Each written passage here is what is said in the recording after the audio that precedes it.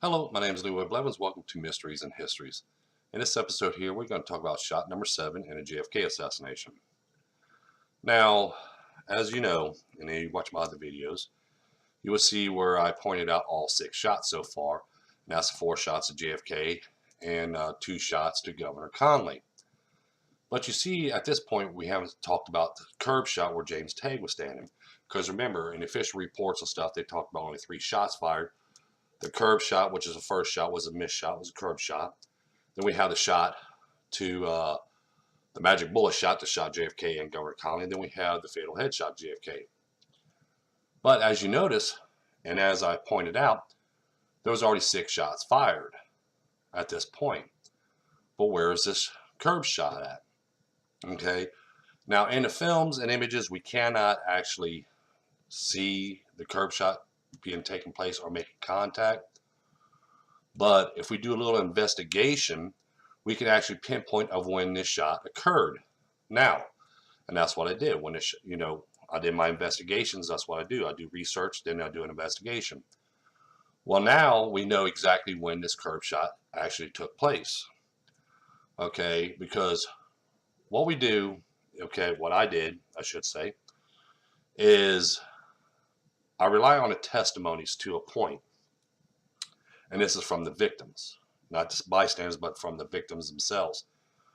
I listened to their testimonies, and we could pinpoint it, just like when we talk about Governor Conley. Governor Conley said, he wasn't shot, he heard 2 shots, and he wasn't hit by the first shot. He was hit by the second shot, but he was turning to his left. Well, as I point out in shot number 6, that didn't occur until, after the fatal headshot of JFK. That's when Governor Conley started turning. That's when he heard the second shot, and that's what struck him in the back. Because he only heard the 2 shots because it was close to him by shelter number 3, as I also point out and show in my video as well. But in this one here, when I went over James Tague's testimony, he said he himself only heard 2 shots. And then after he heard the second shot, that's when he felt a graze across his cheek, that's when that bullet occurred, because he only heard 2 shots, so it had to have been a second shot to hit the curb.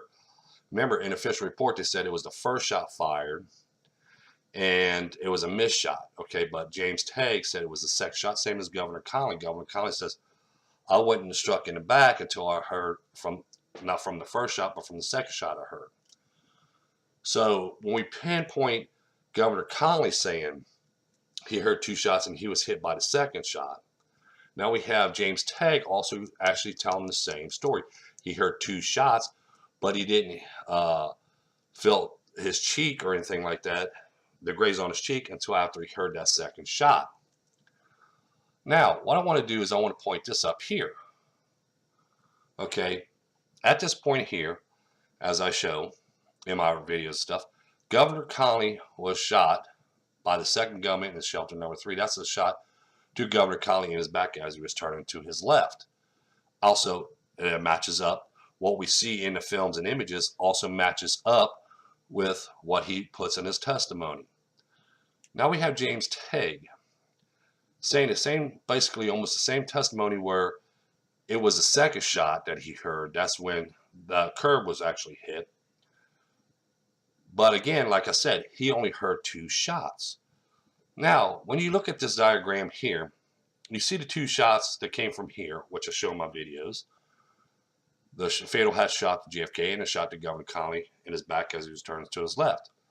These are only 2 shots that Governor Conley heard. Like I said, all these shots over here in this area and stuff like that is basically above ground level, inside buildings, or on top of a building. Okay, these shots are going to sound like firecrackers, to anybody on the ground level. So these shots are really not going to be heard too much to the people at ground level. Just like James Tague staying way over here, the only shots he's going to hear close to him is the 2 shots that's fired from shelter number 3. Now, when we pinpoint this and we do our investigation and stuff, and we follow these testimonies, okay, we now can pinpoint exactly when James Tague was hit with that piece of curb. It happened and occurred by shot number 7. Now, the reason why I say shot number 7 is because of that means 2 shots are fired from 2 different locations because we have 2 bullets now. One shot to Governor Connally. We know this for a fact that the second shot came from shelter number 3, shot Governor Connally back because we can see the bullet impact into the back of Governor Connally as he's turned to his left. And we see the shot being fired in the Nix film and the Bronson film and everything else.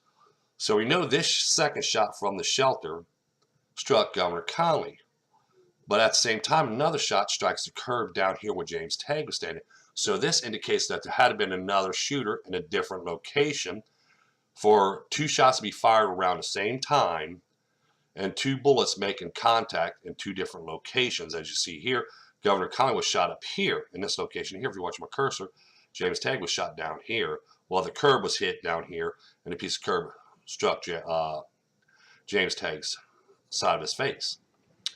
Okay, but when we line this back up, this shot here, we can see it lines right back to the rooftop of the county records building by the angle of this shot, which is more evidence to back this up as well, but I'll go on that as the further we go into more shots fired, like shot number 8, 9, and then another 2 more shots, which was 11 and 12, but I'll show that more of that evidence on this part here as we go along in my other videos.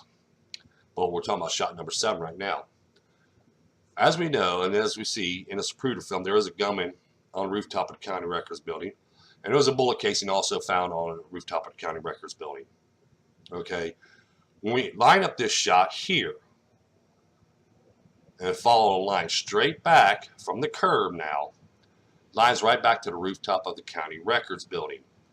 Just like the shot here, we line this shot back up and it goes right to the side of the shelter where it was fired from. So there was actually 2 shots fired at the same time. Shot number 6 and shot number 7 was fired at the same time. Now we can pinpoint when these guys were hit because they're both had the same story of they heard one shot and then they heard a second shot, and that's when they felt the wounds happening. Okay, Governor Connally in the back, and then James Tague on the side of his face when a piece of curb come up and hit him.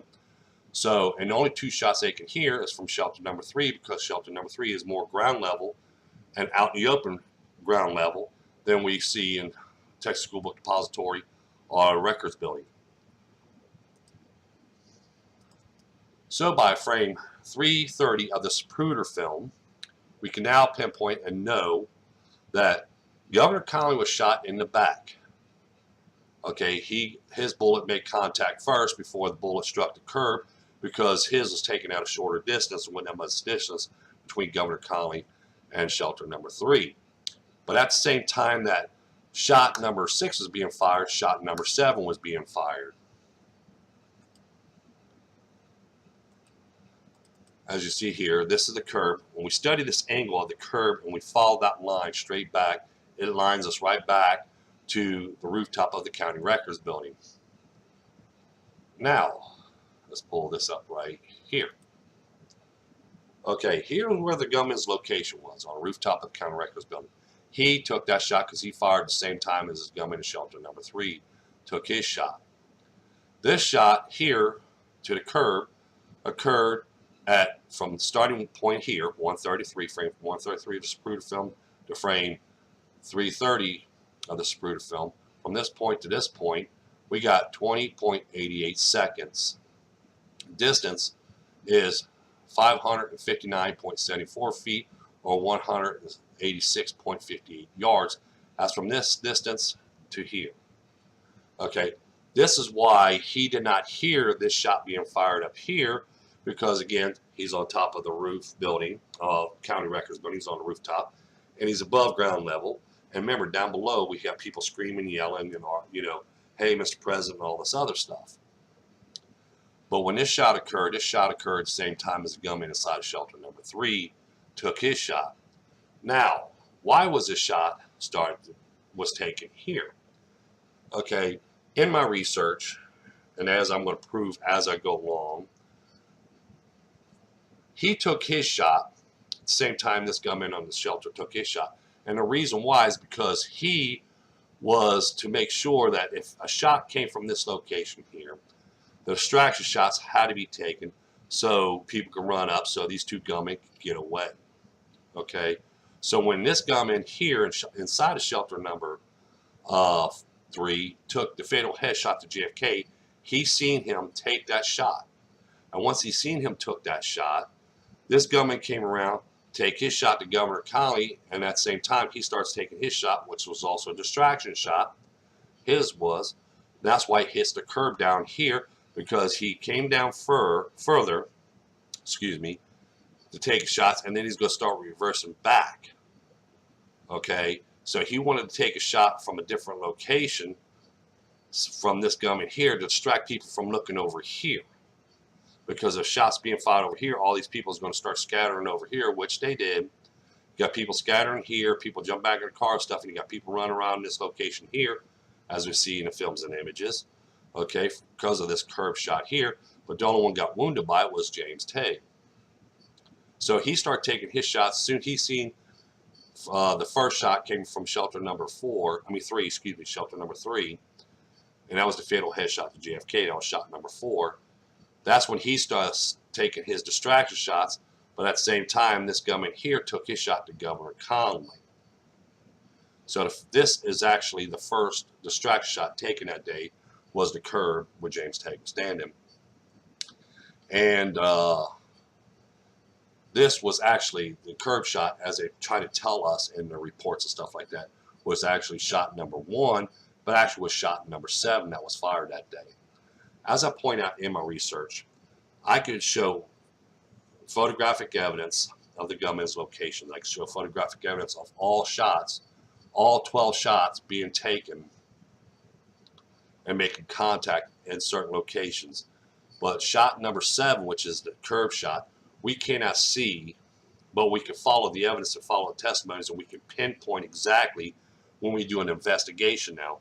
We can pinpoint exactly when that shot occurred by the testimonies. What if James Tague's testimony lines up similar to what Governor Connolly said. Governor Connolly said he heard 2 shots, and then when he heard the first shot, he looked to his right, and then when he started turning to his left, that's when he heard the second shot. He felt the blow in his back.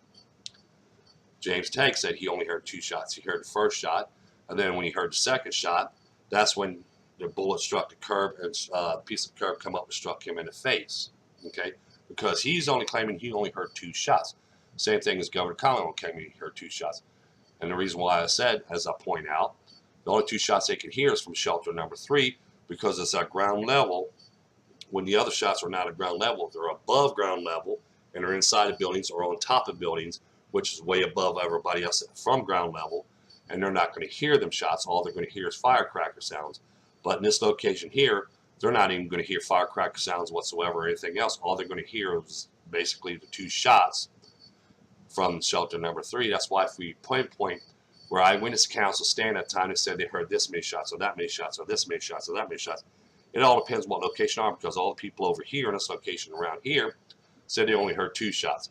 Same as the people over here, they only heard 2 shots. But the further you get back, they heard more shots, and then some people says they heard firecrackers and everything else. This is shot number 7.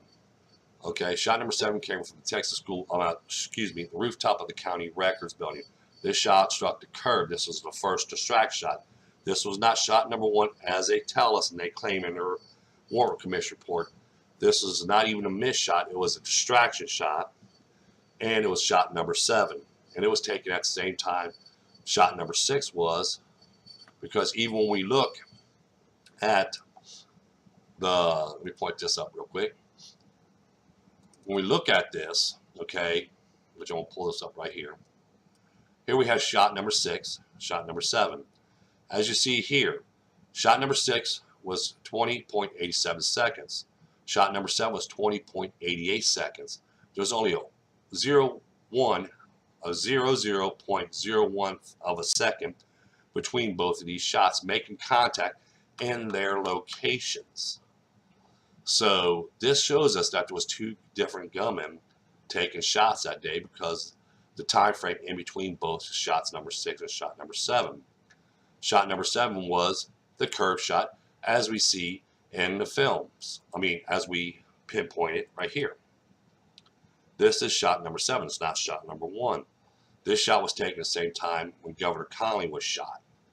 So we have 2 different gunmen in 2 different locations. We got one gunman in shelter number 3 taking a shot, and a gunman on a rooftop of the county records building taking a shot. His shot was meant for Governor Connally from shelter number 3. His shot was the first distraction shot taken that day.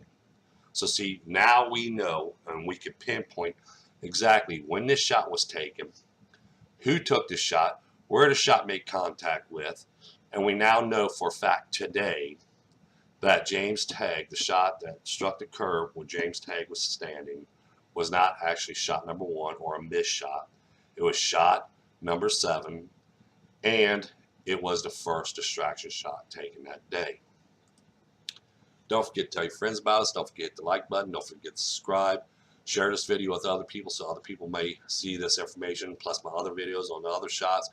And we make more of the other videos on the rest of the shots and more videos after that as well. Thank you and have a pleasant day.